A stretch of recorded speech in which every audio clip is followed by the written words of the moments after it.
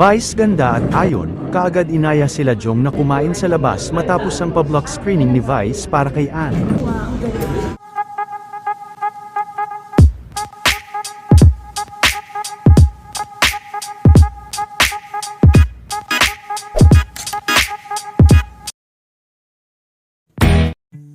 Matapos nga lang ang mga pa-block screening para kay Miss Anne Curtis ngayong araw, ay talagang nagutom naman sila Vice, kaya kaagad din na inaya ang mga Showtime host na kumain sa labas. Game din naman na sumama ang Showtime family at si Ma'am Cory sa pa-dinner ni Vice, hindi rin naman nawala si Ayon Perez na katabi lang ni Vice.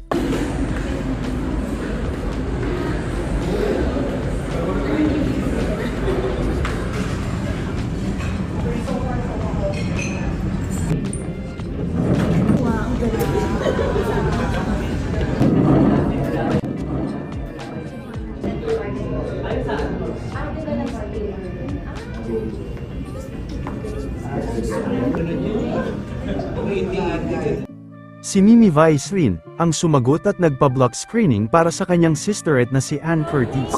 Bye-bye. Thank you.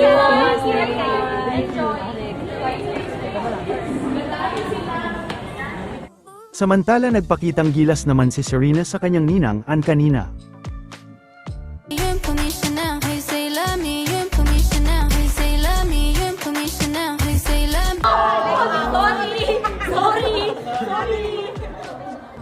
Sorry naman.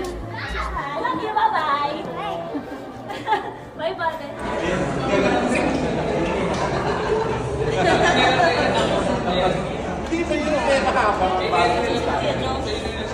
Sa World's Kitchen naman nakarating sila Vice para kumain.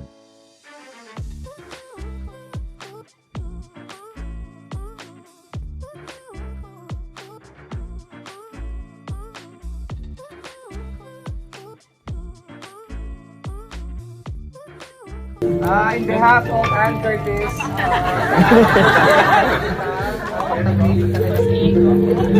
sa aming producer, in behalf of Echo,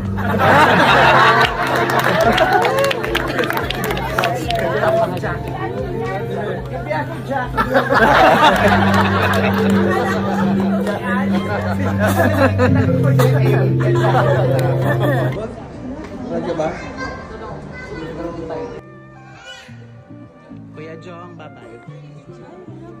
Picture mo kami, no? Ito yung... Bye. Tuling-tuling. Padala mo sa messenger. Sorry, my love. It's mama. Ako na. Padala mo sa messenger para ma-discount.